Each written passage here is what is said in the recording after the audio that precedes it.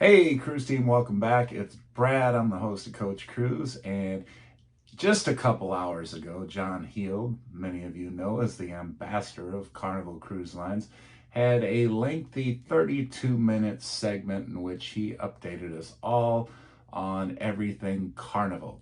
Well, what I'm going to do is I'm going to condense that and hopefully into about 10 to 12 minutes and save you 20 minutes of the fluff and give you all the highlights. So we will do that right after this. I just can't get away from a good time.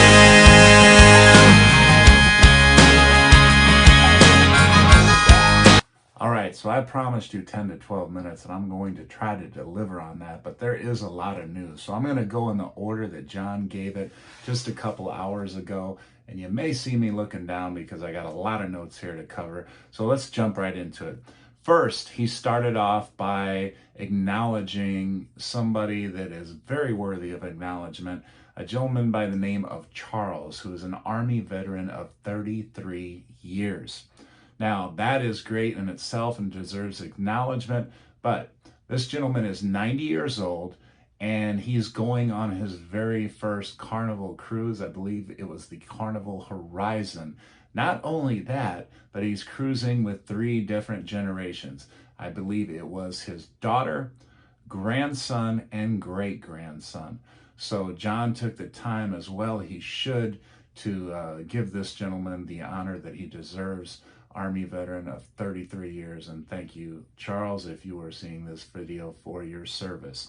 Next, number 2, Carnival is the very first cruise line to return all of their ships to service. So I'm sure Carnival is very proud of that. Carnival Splendor was the last ship to make it out, and she is cleaned up, shiny, with some upgrades and looking great. Number 3, this is a little bit of a lengthy one. For those of you that are fortunate enough to have Alaskan cruises booked through Carnival, for traveling to Canada, you are going to have to do your testing like for all other cruises. If you're getting a PCR test, he mentioned that that could be done 24 to 72 hours before cruising, but an antigen test would be 48 hours before. I honestly don't know the difference. I'm not a doctor, but you know, it is what it is. Next, this is very important, okay, because this is different from your typical cruises, but you must fill out a Canadian health questionnaire. And when you fill it out, there are some links there. And he advised that you check enter by marine. That's a Carnival cruise vessel, entered by marine. And then the next thing you'll check is to click Ogden Point, the Canadian port of entry. And then finally, all cruisers must complete or bring, digital or hard copies of that questionnaire. So in other words, when I say all cruisers must complete, literally everybody on the ship. You may say, well, I'm not even going to get off the ship, I'm going to stay on. You still have to fill it out. Okay, so even if you're not getting off the ship in Canada or Alaska, you still have to fill out this questionnaire. All right, next. Number 4, we have Bermuda cruisers. And in the upcoming months, I'll be cruising to Bermuda myself, so this one applies to me and Anita. But he said to hold off on filling out any Bermuda questionnaires. And then apparently there was also a fee associated with going to Bermuda of $40. He said to not pay that, to hold off on any questionnaire, any money, that Carnival would be advising us that are going to be cruising to Bermuda in the coming months of what to do next, but to not do a questionnaire or pay a $40 service fee that Bermuda, I guess, previously had asked for. Number 5, if you are another very fortunate person to be going on the Carnival Pride to Portugal, there is a form that you must complete and fill out, and obviously that will be emailed to you or available when you log into managing your booking on Carnival. Now, he did say also that the other Spanish ports that you would be cruising to, you would not need to fill out a form for that they would have those forms. Well, you may need to fill out a form, but they would have those forms available for you on the ship for those particular ports of call. Number 6, he's advising that although masks are optional in most terminals, they are not optional in California, the California cruise terminals. So you need to bring a mask if you're going out of California. And also you need to have a mask for ports that you may be going to that require masks to be worn in those particular ports of call. So he's still advising to bring masks, although they are optional in almost every terminal with the exception of California. Okay. Number 7, somebody had sent him some nasty comments regarding testing and Carnival in general.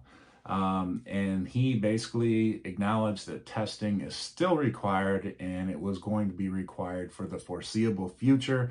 And he pointed out to one nasty comment from somebody that Carnival is not in cahoots with Big Pharma. This person was accusing John and Carnival of being in cahoots with Big Pharmacy, and that, John also made the point that, all cruise lines are testing. This is not something that just Carnival is doing. It's being done, across the cruise industry and for safety. And then also, he did point out that, testing has a chance to end. But one of the things that's going to have to start happening is the ports of call in which Carnival visits, they're going to have to drop their requirements, which I don't know why I really haven't thought of this much. I guess because I don't have to. But I mean, it makes perfect sense. It's not as much Carnival as it is the destinations in which they're going.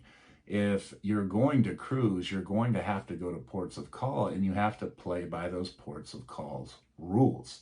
So if Carnival wanted to end testing, they could say, okay, yeah, we're going to end testing, but all these places that cruisers want to go to, they're requiring that anybody we bring to them, have been tested that they are negative for COVID. So if you want to cruise, yeah, testing, unfortunately, I know it's a pain in the butt, but it looks like that's going to be around for quite a while longer, according to John. Okay, number 8, we're getting near the end now. Visa requirements are making it very difficult for Carnival to fully staff their ships. I guess the U.S. is being very slow on, clearing visas, which is making it incredibly difficult to fully staff their ships.